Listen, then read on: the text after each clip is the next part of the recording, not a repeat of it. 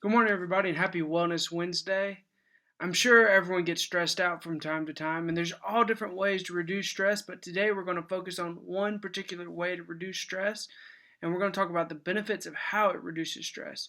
So, what are we going to be talking about? We're going to be talking about petting dogs. That's right, just something simple petting your dogs. So, tune into the rest of the video as we talk about petting your dog and how it can reduce your stress. So, the cool part about petting a dog or just interacting with animals is that it can improve your mood. It can improve your interpersonal relationships. So this is your relationships in your house or interactions that you have with people that you work with. So just by petting a dog, you can actually improve these. So say you have high blood pressure, or say you know that you have a high cortisol release that happens in your body. By petting a dog, you can actually reduce both of these just naturally. So say you're struggling to learn something. Say you're just not getting it. One of the ways that you can help improve the way that you learn is by just petting a dog. So I know we all struggle with the fear of what's going to happen in the future. So one of the ways that we can reduce that anxiety, that worry, that fear, that phobia from in our life is just by simply petting a dog, just by laying with them, rubbing on them. And the cool part about all of this is that you'll actually reduce their fears, their anxieties. You'll increase their moods. So is it kind of selfish? Maybe, but you're also helping them out as well. So it's a win-win for both parties. So one of the cool parts about petting a dog and just how it reduces your stress is a lot of people, they get real aggressive when they get irritable. I think we all get irritated with stuff that's going on in our lives. And one of the best ways to reduce this is by simply taking your dog on a walk or petting your dog. It's cool that you can just pet your dog and get all those benefits from. But say you want to take it a step further. One of the ways that you can take it a step further is by taking your dog on a walk. So now you have a companion that you can walk with, and now you're getting cardiovascular health.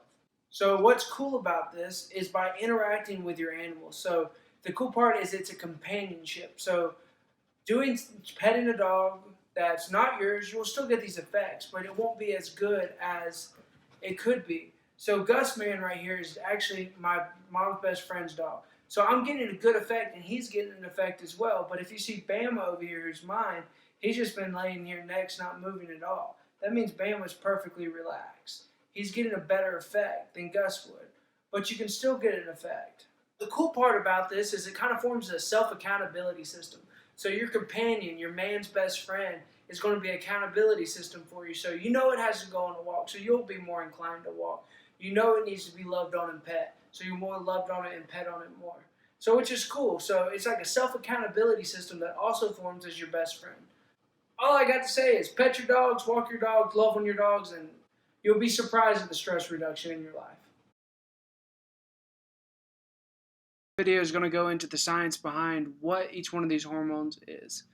If you don't really care about that, then you can quit watching and just know that there's all these great benefits. If you're interested to learn more on what these benefits are and what exactly these hormones are, then you can continue watching.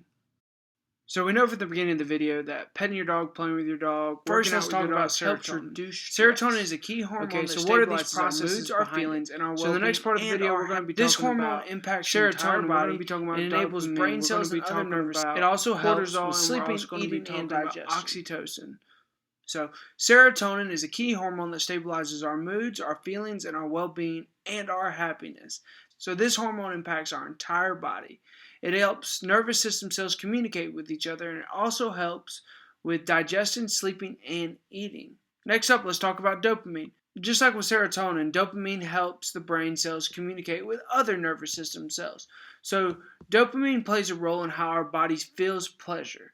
So serotonin is happiness, where dopamine would be your pleasure. So dopamine plays a big part in how our human body or our human ability is able to think and able to plan. It also helps us strive, it helps us focus, and it helps us find things interesting. Next up we have cortisol. Cortisol always has a negative connotation to it, and I think that's because it's often coined as the stress hormone.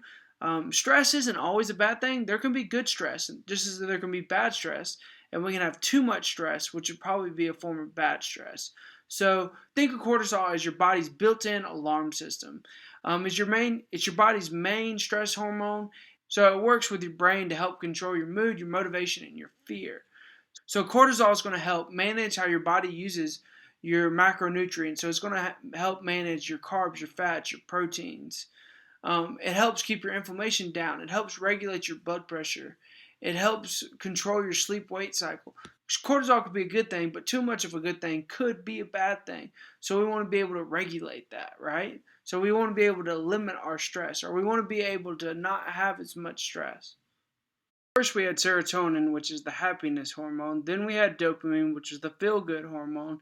And then we had cortisol, which is the stress hormone. So we have oxytocin next. Oxytocin is also known as the cuddle or the love hormone. But I think another name of it would be the safe hormone, because when you're safe, I think you feel all the feelings and the emotions of the first two words. So when oxytocin is released, it helps increase your eye contact, your empathy, your face memory, your trust, your social skills, your positive self-perception, your generosity, and it helps decreases your depression.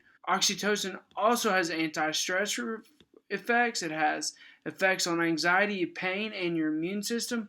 Oxytocin also has effects on health and restoration. So oxytocin is a huge deal if you want to feel safe, if you want to feel loved. So all of these hormones come together when we pet a dog.